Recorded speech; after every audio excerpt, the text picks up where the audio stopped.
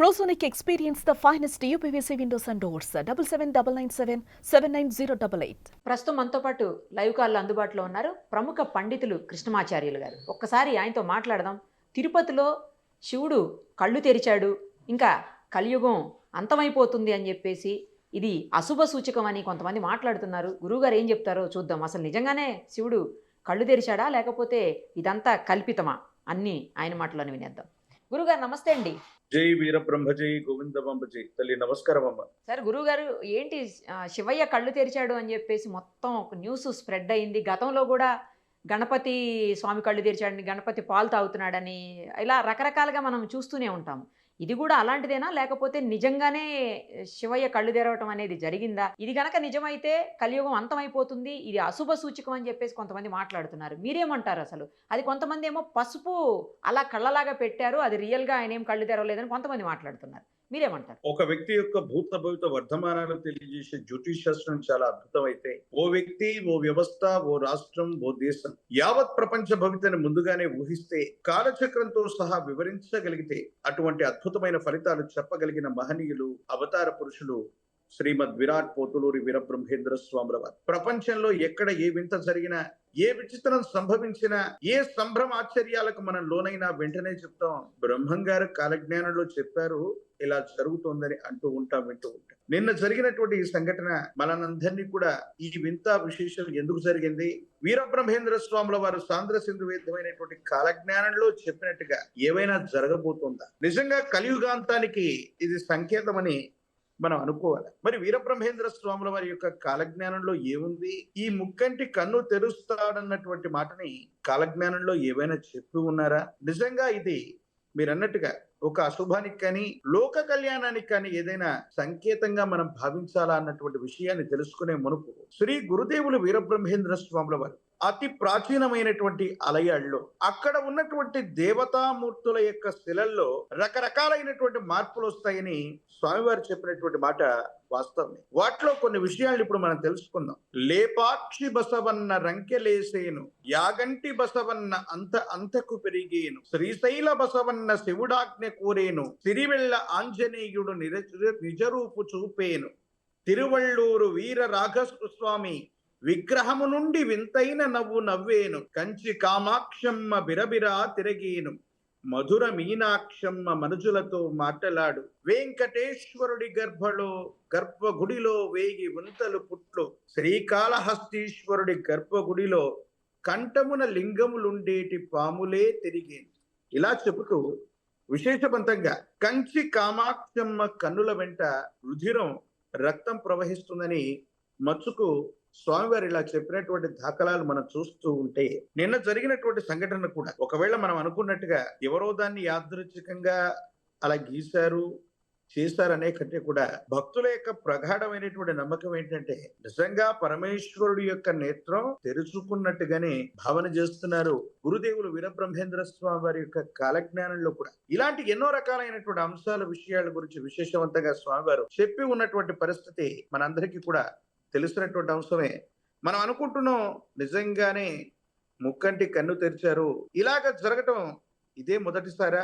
ముక్కంటి కన్ను తెరవటం, పరమేశ్వరుడి యొక్క నేత్రం తెరవటం ఇదే మొదటిసారి అంటే కాదు. 2004లో ఇలాంటి సంఘటనలు కొన్ని జరిగాయి. 2021లో ఇలాంటి సంఘటన జరిగింది. కేరళలోని గోకాక్ అన్నటువంటి ఒక విశేషవంతమైనటువంటి గ్రామంలోని శివాలయంలో ఇలాంటి సంఘటనలు జరిగినట్టుగా మనకు సోషల్ మీడియాలో కూడా సమాచారం ఉంది. 2023 జూన్ మాసంలో శ్రీకాళహస్తీశ్వర ప్రాంగణంలో మనందరికీ కూడా బాగా తెలుసు, జ్ఞాన ప్రసూనాంబ సమేత శ్రీకాళహస్తీశ్వర స్వామి వారి యొక్క వైభవం మనందరికీ కూడా తెలుసు. భక్త కన్నప్ప తన నేత్రాన్ని సమర్పించాడన్నటువంటి వృత్తాంతం కలిగినటువంటి మహోన్నతమైనటువంటి ఆలయ ప్రాంగణం శ్రీకాళహస్తిలోని ఒక్క శివాలయంలో కూడా ఇలాంటి సంఘటనే 2023 జూన్ మాసంలో జరిగినట్టుగా సమాచారం ఉంది.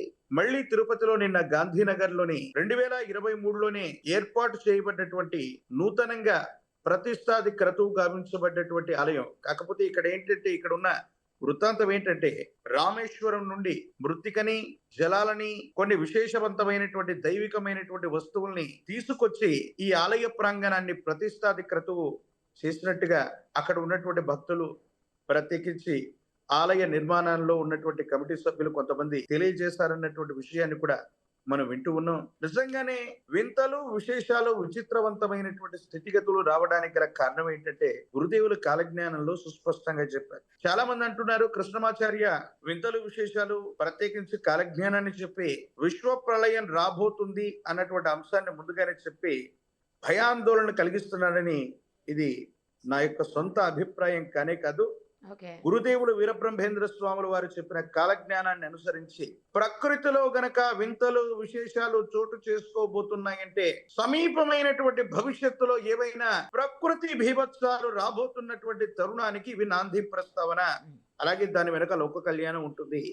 అలాగే ఇలాంటి సంఘటనల నేపథ్యంలో కేరళకు సంబంధించినటువంటి చోట గోకాక్ లో జరిగినటువంటి ఇలాంటి ఇన్సిడెంట్ లో అంటే శివుడు కన్ను తెరిచినటువంటి తర్వాత విపరీతమైనటువంటి ఫ్లడ్స్ వచ్చినటువంటి దాఖలాలని మనం చూస్తాం. అలాగే 2021లో ప్రపంచం మొత్తం కూడా ఒక పాండమిక్ సిచ్యుయేషన్ లో ఉన్నటువంటి తరుణంలో కరోనా వల్ల తీవ్రంగా ఆ మహమ్మారి బారిన పడి వందలు, వేలు కాదు లక్షల సంఖ్యలో ప్రాణాలు కోల్పోతున్నటువంటి తరుణంలో పరమేశ్వరుడు కంటిని తెరిచి ఆ ముక్కంటి తాను గరళాన్ని స్వీకరించి మనల్ని అందరినీ కూడా సంరక్షించాడని మనం నమ్ముతున్నాం.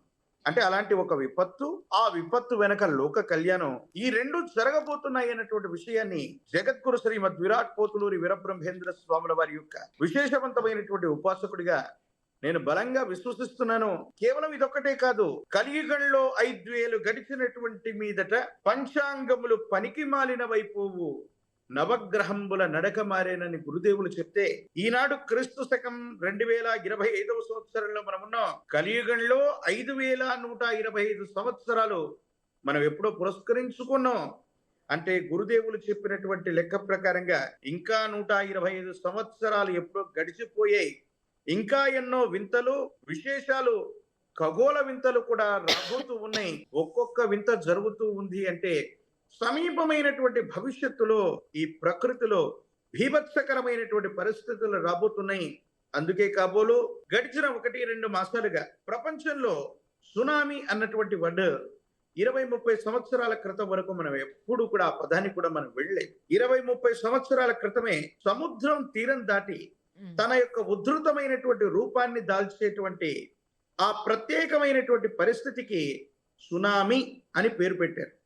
సునామీని 20-30 సంవత్సరాల క్రితం ఆ సునామీ హెచ్చరికల వల్ల, ఆ ప్రమాదం వల్ల ఎలాంటి తీవ్రత ఉందో మనం చూసాం. కానీ 2 మాసాల క్రితం సునామీ హెచ్చరికలు చాలా సముద్ర తీర ప్రాంతాల్లో హెచ్చరికలు జారీ చేయబడ్డాయి. ఒకానొక చోటైతే సునామీని మించినటువంటి విశేషవంతమైనటువంటి మేఘం తీరం దాకా వచ్చి ఒక అద్భుతమైనటువంటి దృశ్యంగా మారిపోయింది. ప్రత్యేకించి భూ ప్రకంపనలు వస్తున్నాయి. జపాన్ దేశంలో 2 వారాల్లో 900 సార్లకు పైగా భూమి కంపించిపోయినటువంటి దాఖలాలున్నాయి. ఆంధ్రప్రదేశ్, తెలంగాణలో, ఉభయ తెలుగు రాష్ట్రాల్లో భూకంపం అంటే ఎక్కడో వినడమే తప్ప మనకు పరిజ్ఞానం లేనటువంటి తరుణంలో భాగ్యనగరంలో కూడా భూమి కనిపించింది అన్నటువంటి వదంతులో, వార్తలో మనం విన్నాం. ఇక మీదట భూమి ప్రకోపించడం అవ్వచ్చు, సముద్ర తీరం ఉప్పొంగి సునామీగా మారటం అవ్వచ్చు, ఖగోళంలో వింతలవ్వచ్చు. విశేషవంతంగా పంచభూతాలన్నీ కూడా ప్రకోపించేటువంటి రోజులు దగ్గరలో ఉన్నాయి. కృష్ణమాచార్య మిమ్మల్ని భయపెట్టట్లేదు, విశ్వ మానవాళికి భయాన్ని నేను జారీ చేయటం లేదు. కానీ గురుదేవులు వీరబ్రహ్మేంద్ర స్వాముల వారి యొక్క కాలజ్ఞానంలో చెప్పిన మాట ఎందుకో తెలుసా?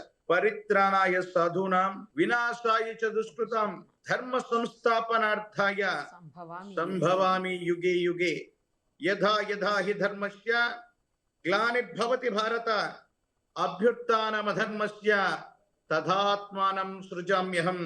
కలియుగంలోని మొదటి పాదంలోనే 5000 సంవత్సరాలు పూర్తి కాక మునిపే ధర్మం అన్నటువంటిది పూర్తిగా అనగదొక్కబడి అధర్మం వృద్ధి చెందుతున్నటువంటి రోజుల్లో పరమాత్మ తనను తాను సృజించుకుంటూ కొత్త అవతార మూర్తి రూపంగా విశేషంగా రాబోతున్నటువంటి తరుణం. అందుకే కాలజ్ఞానంలో స్వామివారు చెప్పారు, వీరభోగ వసంతరాయుడిగా నేనొచ్చు తరుణాన సముద్రములే ఉప్పొంగు పల్లె పట్నములన్నీ మునిగిపోవునని. ఇలాంటి ప్రకృతి భీభత్సకరమైనటువంటి పరిస్థితుల్లో పాపులందరూ కూడా విశేషవంతంగా నిష్క్రమించడానికి, సజ్జనులందరినీ కూడా సంరక్షించడానికి పరమాత్మ ఈ ప్రకృతి విపత్తులని జారీ చేసే ముందు అదే కొన్ని నేను అదే రకాలైనటువంటి అందుకే వింతలు అన్నాను స్వామి. విశేషాలు వస్తాయి. ఏమంటే ఇది అశుభ సూచికమా? లేతే శుభ సూచికమా? ఏం జరగబోతుంది అనేది అందుకే అన్నాను ఆ మాట నేను. అమ్మ అందుకనే స్వామి. కేవలం ఇది అశుభ సంబంధమైనటువంటి అంశం అనే కంటే కూడా దీని అదే వెనక ఒక కొంతమంది లోక అలా కళ్యాణం అంటున్నారు. దాగి అందుకని అంటున్నాను. ఎస్ దీని వెనక ప్రకృతి వైపరీత్యాలు మాత్రం స్వామి. తప్పకుండా వస్తాయి. హ్మ్. ఈ ప్రకృతి వైపరీత్యాల వెనక ఆ! మళ్ళీ లోక కళ్యాణం కూడా ఉంది. ఎందుకంటే ఆ! అత్యాధునిక సాంకేతిక పరిజ్ఞానంతో కూడినటువంటి వ్యవస్థలతో మనం పురోగమిస్తూ అంటే కొంతమంది కొట్టిపడేస్తారు గదా స్వామి. ఇయన్నీ మూఢనమ్మకాలు, ఇయన్నీ జరిగేవి గావు. కావాలని క్రియేట్ చేస్తున్నారని గూడా కొంతమంది మాట్లాడుతూ ఉంటారు. అమ్మ 21వ శతాబ్దంలో మనం ఉన్నాం. శాస్త్ర సాంకేతికత చాలా బాగా యెస్. అవునండి. అభివృద్ధి చేసుకున్నాం. అవును. మరి 4 సంవత్సరాల క్రితం కరోనా లాంటి మహమ్మారి వస్తే అందరికి మనం అందించినటువంటి ట్రీట్మెంట్ అవును. ఏమిటి? అవును స్వామి. కరెక్ట్ మీరు చెప్పింది. స్వామివారు చెప్పినటువంటి కాలజ్ఞానాలు అందరూ చెప్పారు. అవును. మరి ఇలాంటి విషయాలు బ్రహ్మం గారు కాలజ్ఞానంలో ముందే చెప్పి ఉంటే వాటికి సంబంధించినటువంటి పరిహారం చెప్పలేదా అని హ్మ్. మచ్చుకు ఒక చిన్న ఉదాహరణ చెప్తాను. విశేషవంతంగా కరోనా ఎక్కడి నుంచి వచ్చిందంటే భారతదేశానికి ఈశాన్య దిక్కు నుండి చైనా నుండి వచ్చింది. ఈశాన్య దిక్కు నుండి విషగాలి వీచేను లక్షలాది జనులు చచ్చేరయ్యా.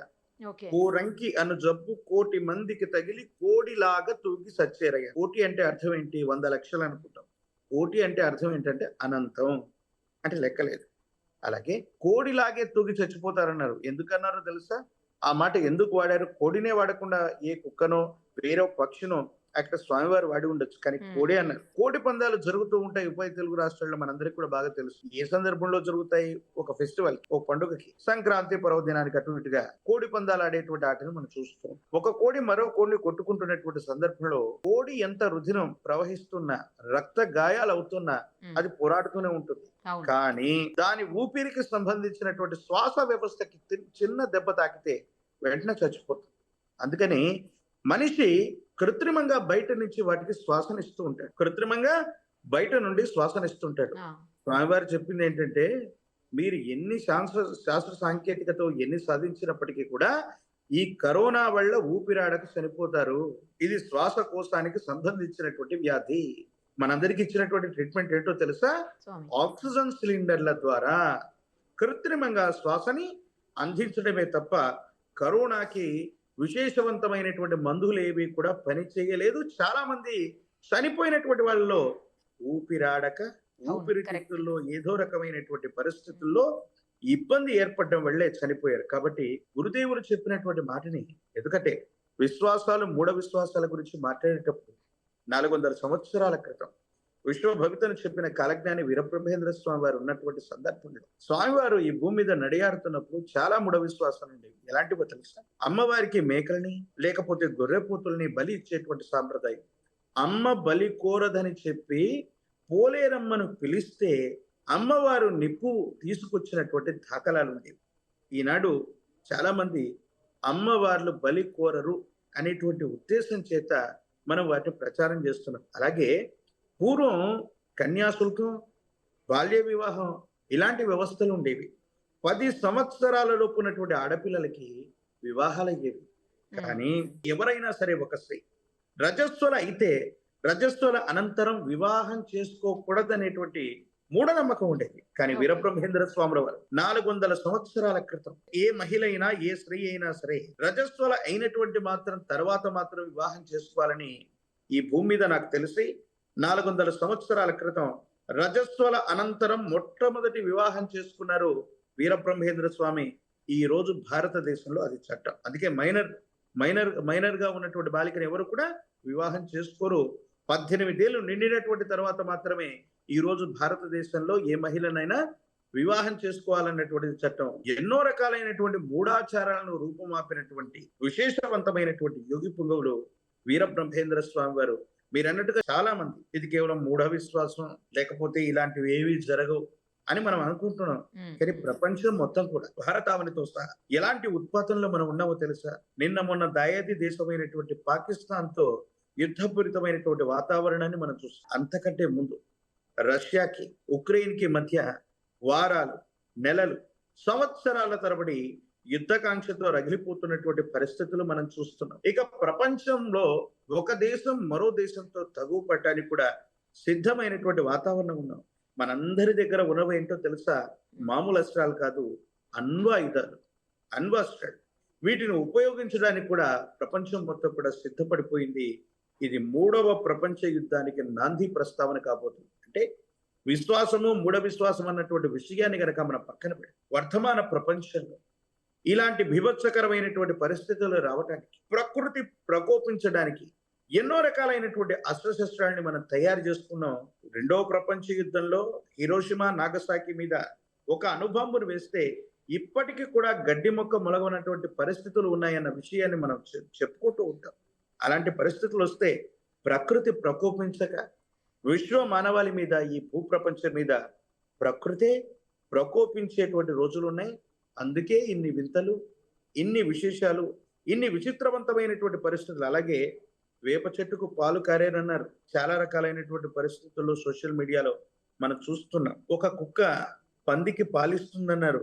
రీసెంట్ గా 4-5 రోజులు, 1 వీక్ నుంచి సోషల్ మీడియాలో అదంతా కూడా ట్రెండ్ అవుతుంది. పంది కడుపున ఏనుగు పుడుతుందన్నారు. 1971లో నల్గొండ పరిసర ప్రాంతాల్లో ఇలాంటి ఏనుగు పోలినటువంటి జీవి జన్మించినట్టుగా అప్పుడు ఉన్నటువంటి వార్తాపత్రికల్లో కూడా ఈ వార్త ప్రచురితమైనటువంటి పరిస్థితులు ఉన్నాయి. అలాగే వింతైన విచిత్రవంతమైనటువంటి పరిస్థితులన్నీ జరుగుతున్నాయి.